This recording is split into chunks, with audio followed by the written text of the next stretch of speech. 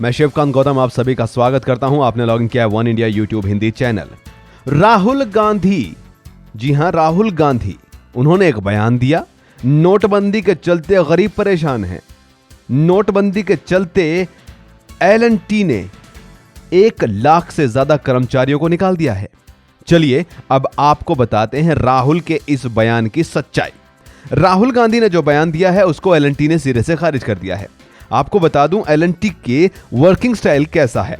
L&T एक infrastructure में काम करने वाली कंपनी है जो हर साल कॉन्ट्रैक्ट पर लोगों को हायर करती है।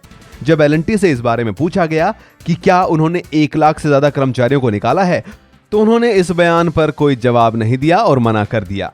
उन्होंने कहा कि L&T के पास भारत में 43,354 एम्प्लॉय हैं, यानी कि 1 लाख एम्प्लॉय तो हैं ही नहीं। मार्च 13 की अगर बात की जाए तो L&T में कुल काम करने वाले परमानेंट एम्प्लॉय थे 54,092। मार्च 14 में जो बढ़कर हो गए थे 54,579, लेकिन मार्च 15 में वो घटकर रह गए थे 44,081 और मार्च 16 में वो घटकर हो गए थे 43,354। अगर देखा जाए तो मार्च 15 और मार्च 16 के बीच L&T ने 700 एम्प्लॉयज को निकाला या कम किया।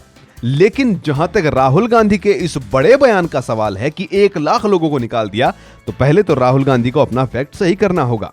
अब बताते हैं राहुल गांधी के दिमाग में यह कहां से आया होगा। चलिए इसके पीछे की सच्चाई भी बताते हैं। दरअसल L&T हर साल अपनी कंपनी में कॉन्ट्रैक्ट बेस पर एम्प्लॉयज को लेती है। जब उनके पास कोई बड़ा प्रोजेक्ट होता है तो वो कर्मचारियों की भर्ती करती है। ये वो कर्मचारी होते हैं जो ज्यादा स्किल्ड नहीं होते हैं।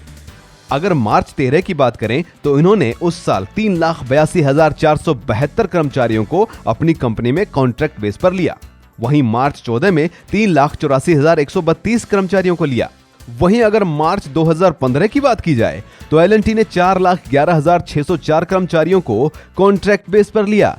और अगर बात करें मार्च 16 की तो 3,01,311 कर्मचारियों को ले गया। L&T ने इस पर यह भी कहा कि उन्होंने पिछले साल के मुकाबले इस साल कम कर्मचारियों को कॉन्ट्रैक्ट पर इसलिए लिया क्योंकि इस साल इंफ्रास्ट्रक्चर का काम भी कम है।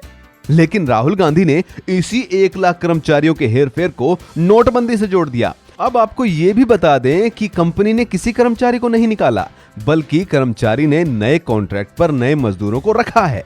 3,01,311 कर्मचारी इस साल रखे गए हैं और यह आंकड़ा है मार्च 2016 का, जबकि नोटबंदी हुई है आपको पता ही है पिछले महीने की 8 तारीख यानी कि 8 नवंबर को। मार्च 16 और 8 नवंबर के बीच कितना लंबा टाइम है यह आप अंदाजा लगा सकते हैं। लेकिन राहुल गांधी मार्च में हुई इन भर्तियों को लेकर अब मोदी को नोटबंदी से जोड़कर इल्जाम लगा रहे हैं। L&T ने ऐसा मना किया है, लेकिन राहुल गांधी का दिमाग कहां चल रहा है ये अब आप ही अंदाजा लगा सकते हैं। तो राहुल गांधी ने L&T के मामले में कोरा झूठ बोला है। जो 1 लाख कर्मचारी कॉन्ट्रैक्ट रिन्यू नहीं करवा पाए वो मार्च की बात है न कि नवंबर की। लेकिन राहुल गांधी ने अपना दिमाग लगाकर किस तरीके से इन कर्मचारियों को जोड़ दिया नोटबंदी से।